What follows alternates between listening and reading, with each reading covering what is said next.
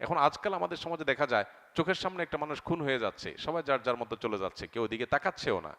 বিশেষ করে যখন সমাজে পর্যাপ্ত পরিমাণে অন্যায় প্রতিরোধের জন্য ব্যবস্থাপনা নেই এবং মানুষের আস্থা কুড়াবার মতো এরকম সিস্টেম যখন ডেভেলপড হয় নাই, তখন আমাদেরকে স্ব উদ্যোগে এই সমস্ত অন্যায়গুলো থামানোর জন্য নানামুখী ভূমিকা রাখতে হবে। যে কোনো মানুষ অন্যায় করলে তাকে যথাযথ বিচারের মাধ্যমে শাস্তি দেওয়ার কথা ইসলাম বলে। আমরা যদি নবী করিম সাল্লাল্লাহু আলাইহি সাল্লামের জীবনী দেখতে পাবো তার জীবনে বহুবার এমন ঘটনা ঘটেছে যে কেউ এমন একটা অন্যায় কাজ করেছে যে অন্যায়ের কারণে তিনি মৃত্যুদণ্ড পাওয়ার মতো। সেখানে উপস্থিত কোন একজন সাহাবী বলেছেন, হে আল্লাহ রাসূল, আপনি আমাকে পারমিশন দিলে এই লোকটা যে জঘন্য অন্যায় করেছে তার শাস্তি আমি কার্যকর করতে চাই। এই যে একটা জায়গা যে সাহাবী নবীজির সামনে বলতেন, হে আল্লাহ রাসূল, আপনি বললে আমি এটা কার্যকর করব। এখানে সাহাবী কিন্তু নিজে গিয়ে শাস্তি কার্যকর করেন নাই, নবীজিকে জিজ্ঞাসা করেছেন। কেন? কারণ তিনি বিচারিক প্রধান ছিলেন মদিনা রাষ্ট্রের, তার কাছে জিজ্ঞেস করেছেন।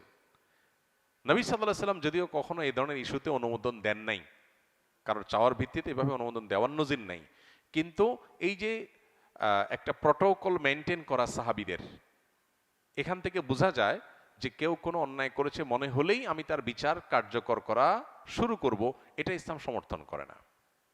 কারণ এটা যদি হয় তাহলে সেক্ষেত্রে আপনার মতে আমি দোষী, আমার মতে আপনি দোষী, তাহলে আপনি আমাকে মারবেন, আমি আপনাকে মারবো, সমাজ কি হবে? বিশৃঙ্খল হবে এবং গৃহযুদ্ধ বেঁধে যাবে। এই জন্য এটাকে ইসলাম সমর্থন করে না। কিন্তু আজকাল কোনো অন্যায়ের প্রতিবাদ করতে গেলেও সেটাকে অনেকে মব হিসাবে চালায় দেওয়ার চেষ্টা করছে। সেটা কিন্তু ইসলামে নিষেধ না। কোরআনের সবচেয়ে বেশি যে বিষয়ে নিষেধাজ্ঞা এসেছে সেটা হলো অন্যায় থেকে বিরত থাকা। অন্যায় কাজগুলোকে, অন্যায় কাজের ব্যাপারে কোরআনের সবচেয়ে বেশি আয়াত আছে যে অন্যায় কাজ নিজে করবে না, অন্যায় করা নিষেধ। আবার এর পাশাপাশি অন্যায় দেখলে সেটা বাধা দিতে হবে, এ ব্যাপারে নির্দেশও আসছে কোরআনের সবচাইতে বেশি। এই জন্য অসৎ কাজে বাধা প্রদান করার নির্দেশ কোরআনের সবচেয়ে বেশি সংখ্যক বার এসেছে নির্দেশগুলো, তার মধ্যে থেকে একটা হওয়ার কারণে আমরা অন্যায় দেখলে আমাদেরকে বাধা দিতে হবে। অন্যায় দেখলে যদি আপনি বলেন না এটা আমার কাজ না, তাহলে এটা হলো স্বার্থপর মানুষের কাজ, এটা ইমানদারের ভূমিকা না। ইমানদারের ভূমিকা হলো অন্যায় দেখলে কি করবে? সে বাধা দেওয়ার চেষ্টা করবে। হ্যাঁ, বাধা কতটুকু দেব?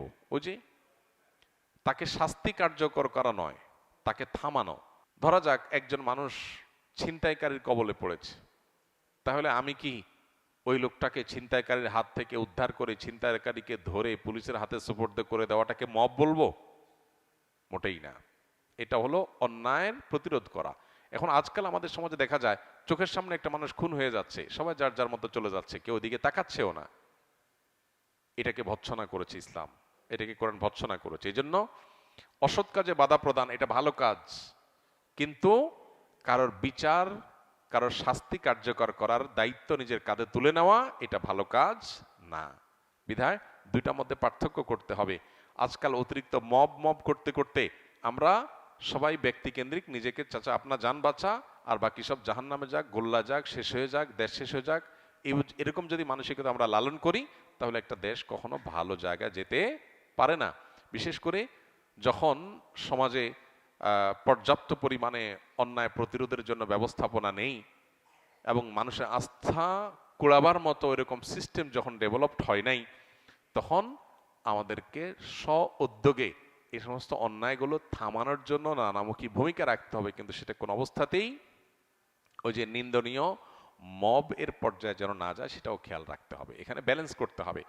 মব মব করে করে আপনি একেবারে নাহিয়ানিল মুনকার বা অসৎ কাজে বাধা প্রদানের রাস্তাটাকেই বন্ধ করে দিবেন, সেটা একটা সমাজের জন্য ভালো কিছু বয়ে আনতে পারে না।